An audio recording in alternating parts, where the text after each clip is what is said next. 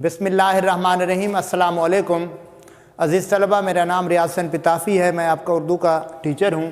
आज है 18 दिसंबर, Urdu दोहम journal group. आज हमने सबक पढ़ना है नामदेव माली, इसका पेज नंबर 80 और 81, और उसके बाद मैं आपको इक़्तिबास की तशरीह का तरीक़ाकार भी समझाऊँगा। आपने गौर से देखना है पेज नंबर 80। मैं सबक पढ़ूंगा, अल्फाज के मीनिंग बताता जाऊंगा, रीडिंग करता जाऊंगा। आप तवज्जो से देखते जाएं और इसके मीनिंग बुक पे नोट करते जाएं। सबक नामदेव माली के मुसन्निफ़ हैं मौलवी अब्दुल हक। नामदेव मकबरा राबिया दौरानी औरंगाबाद दक्कन के बाग में माली था। ये सबक एक हिंदू के बारे में है जो माली का काम करता था। मुसन्निफ़ को उसका काम इतना पसंद आया कि उसने उसका खाका लिख डाला। दक्कन के बाग में माली था। ज़ात का ढीड़ मानी कमतर या छोटी ज़ात जो बहुत नीच कौम ख्याल की जाती है, तसव्वुर की जाती है। कौमों का इम्तियाज़ मानी फ़र्क मसनूई है, बनावटी है और रफ्ता रफ्ता नस्ली हो गया है, रफ्ता रफ्ता आहिस्ता आहिस्ता। सच्चाई नेकी हुस्न किसी की मेरास नहीं, मेरास विरासत या जायदाद। ये खूबियाँ नीची ज़ात वालों में भी ऐसी ही होती हैं जैसी ऊंची ज़ात वालों में। कैस हो, कोहकन हो या हाली, आशिकी कुछ किसी की ज़ात नहीं। मकबरे का बाग मेरी निगरानी में था। मुसन्निफ़ ये बताते हैं कि मकबरे के बाग की निगरानी वो ख़ुद कर रहे थे और मेरे रहने का, यानी मुसन्निफ़ कहता है मेरे रहने का मकान की बाग के इहाते ही में था। इहाते मानी हुदूद में। मैंने अपने बंगले के सामने चमन यानी बाग बनाने का काम नामदेव के स्पुर्द किया, हवाले किया दिया। मैं अंदर कमरे में काम करता रहता था। मेरी मेज़ के सामने बड़ी सी खिड़की थी, इसमें से चमन साफ़ नज़र आता था। चमन बाग साफ़ शफाफ नज़र आता था, दिखाई देता था। लिखते लिखते कभी नज़र उठाकर देखता तो नामदेव को हमतन अपने काम में मसरूफ़ पाता। बाज़ दफ़ा उसकी हरकतें यानी उसके काम देखकर बहुत ताज्जुब यानी हैरानी होती। मसलन क्या देखता हूँ कि नामदेव एक पौधे के सामने बैठा, उसका थानुला साफ़ कर रहा है। थानला साफ़ करके हौज़ से, तालाब से पानी लिया और आहिस्ता आहिस्ता डालना शुरू किया। पानी डालकर डोल दुरुस्त की, डोल मानी बर्तन, दुरुस्त मानी सीधा करना, और डोल दुरुस्त करना वैसे क्यारी को भी ठीक करना कहते हैं। हर रुख से, हर सिमत से पौधे को मुड़ मुड़ कर देखा, फिर उल्टे पांव पीछे हटकर उसे देखने लगा। देखता जाता था और मुस्कुराता और खुश होता था।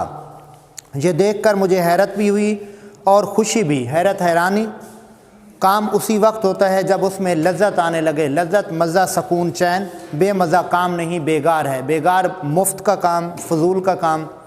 अब मुझे उससे दिलचस्पी होने लगी, यहाँ तक कि बाज़ दफ़ा अपना काम छोड़कर उसे देखा करता, मगर उसे कुछ खबर ना होती कि कोई देख रहा है या उसके आसपास क्या हो रहा है। वो अपने काम में मगन मसरूफ़ रहता।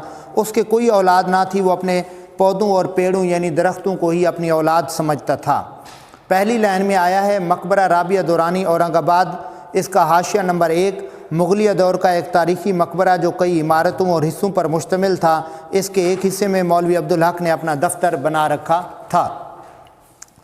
अपने पौधों और पेड़ों को ही अपनी औलाद समझता था और औलाद की तरह उनकी परवरिश और निगहदाश्त करता। परवरिश मानी पालना पोसना, निगहदाश्त मानी निगरानी करना, देखभाल करना। उनको सरसब्ज़ यानी हरा भरा और शादाब सरसब्ज़ देखकर ऐसा ही खुश होता जैसे माँ अपने बच्चों को देखकर खुश होती है।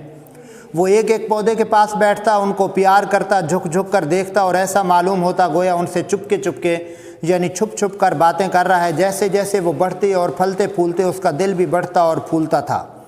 उनको तवाना और टांटा देखकर, टांटा मानी मजबूत, तवाना मानी तंदुरुस्त, उसके चेहरे पर खुशी की लहर दौड़ जाती। कभी किसी पौधे में इत्तेफाक से कीड़ा लग जाता या कोई और रोग यानी बीमारी पैदा हो जाती। रोग पैदा हो जाता तो उसे बड़ा फ़िक्र होता। बाज़ार से दवाएं लाता, बाग के दारोगे या मुझसे कहकर मंगाता। दिन भर उसी में लगा रहता और इस पौधे की ऐसी सेवा यानी खिदमत करता जैसे कोई हमदर्द और नेक दिल डॉक्टर अपने अजीज़ बीमार की करता है। ہزار جتن کرتا، جتن معنی کوشش، جد و جہد، اور اسے بچا لیتا جب تک وہ تندرست نہ ہو جاتا، اسے چین یعنی آرام یا سکون نہ آتا۔ اس کے لگائے ہوئے پودے ہمیشہ پروان چڑھے اور کبھی کوئی پیڑ، کوئی درخت ضائع نہ ہوا۔ باغوں میں رہتے رہتے اسے جڑی بوٹیوں کی بھی شناخت ہو گئی تھی، شناخت پہچان، خاص کر بچوں کے علاج میں اسے بڑی مہارت تھی، مہارت، قابلیت۔ دور دور سے لوگ اس کے پاس بچوں کے علاج کے لیے آتے تھے، وہ اپنے باغ ہی سے جڑی بوٹیاں لا کر بڑی شفقت اور غور سے ان کا علاج کرتا، توجہ سے۔ کبھی دوسرے گاؤں والے بھی اسے علاج کے لیے بلا لے جاتے، بلا تعمل، بغیر رکاوٹ کے، ہچکچاہٹ کے چلا جاتا اور مفت علاج کرتا، اور کبھی کسی سے کچھ نہیں لیتا تھا۔ وہ خود بھی صاف ستھرا تھا۔ اسی پیراگراف کا میں نے آپ کو طریقہ کار بھی سمجھایا ہے۔ وہ خود بھی صاف ستھرا سا، صاف شفاف، اور ایسا ہی اپنے چمن کو رکھتا تھا۔ یعنی اس اقتباس میں بتایا گیا ہے کہ مولوی عبدالحق لکھتے ہیں کہ وہ خود بھی صاف ستھرا رہتا تھا، یعنی نامدیو مالی، اور اپنے باغ کو بھی صاف شفاف رکھتا تھا، اس قدر صاف جیسے رسوئی کا چوکا۔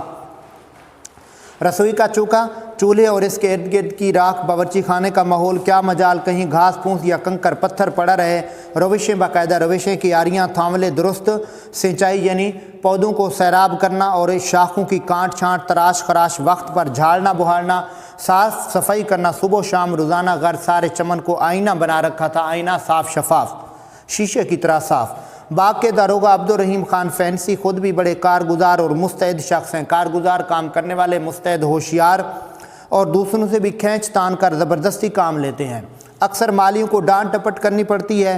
ڈانٹ ڈپٹ کرنا، ذرا سختی سے کام لینا، ذرا بھی نگرانی میں ڈھیل ہوئی، کمزوری ہوئی، ہاتھ پر ہاتھ رکھ کر بیٹھ گئے یا بیڑی پینے لگے یا سائے میں جا لیٹے۔ عام طور پر انسان فطرتاً کاہل اور کام چور واقع ہے، فطرتاً قدرتی طور پر کاہل، سست، کام چور، کام سے جی چرانے والا، آرام طلبی ہم میں کچھ ماروثی ہو گئی ہے، ماروثی وراثت میں ملی ہوئی چیز۔ لیکن نامدیو کو کبھی کچھ کہنے سننے کی نوبت، حالت نہ آئی۔ وہ دنیا اور ما فیہا، دنیا اور اس میں جو کچھ موجود ہے سے بے خبر اپنے کام میں لگا رہتا، مصروف رہتا، نہ ستائش کی تمنا، نہ صلے کی پرواہ۔ ستائش، تعریف، تمنا، آرزو خواہش، صلہ اجر یا بدلہ، پرواہ، فکر۔ ایک سال بارش بہت کم ہوئی، کنویں اور باولیوں میں پانی برائے نام رہ گیا۔ باولیاں ایسے کنویں جن میں سیڑھیاں لگی ہوتی ہیں۔ باغ پر آفت ٹوٹ پڑی، مصیبت آ گئی۔ یہ والا پیراگراف بڑا اہم پیراگراف ہے۔ بہت سے پودے اور پیڑ تلف ہو گئے، جو بچ رہے ایسے نڈھال یعنی کمزور اور مرجھائے ہوئے تھے جیسے دق کے بیمار، دق ٹی بی کا مرض۔ لیکن نامدیو کا چمن ہرا بھرا تھا، ہرا بھرا، سرسبز و شاداب۔ دور دور سے ایک ایک گھڑا پانی کا سر پر اٹھا کے لاتا اور پودوں کو سینچتا، سیراب کرتا۔ یہ وہ وقت تھا کہ قحط، خشک سالی نے لوگوں کے اوسان خطا کر رکھے تھے، ہوش اڑا رکھے تھے، اور انہیں پینے کو پانی مشکل سے میسر آتا تھا، ملتا تھا، مگر یہ خدا کا بندہ کہیں نہ کہیں سے لے ہی آتا اور اپنے پودوں کی پیاس بجھاتا۔ جب پانی کی قلت، کمی بڑھی، زیادہ ہوئی، تو اس نے راتوں کو بھی پانی ڈھو ڈھو کے، اٹھا کے لانا شروع کیا۔ پانی کیا تھا؟ یوں سمجھیے کہ آدھا پانی اور آدھی کیچڑ ہوتی تھی، لیکن یہی گدلا یعنی خراب پانی پودوں کے حق میں آب حیات تھا، پودوں کے لیے زندگی بخش تھا۔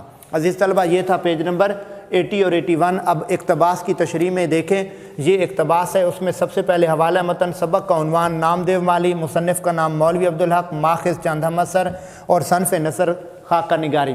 اس کے بعد خط کشیدہ الفاظ کے معنی میں نے پڑھاتے ہوئے بھی بتایا، چمن، باغ، رسوئی کا چوکا، چولہے کے ارد گرد کا ماحول یا باورچی خانہ، سینچائی، سیراب کرنا، جھاڑنا بہرنا، صاف صفائی کرنا، اور اس کے بعد اقتباس کی تشریح کریں گے۔ مجھے امید ہے آج کا لیسن آپ کو سمجھ آیا ہوگا۔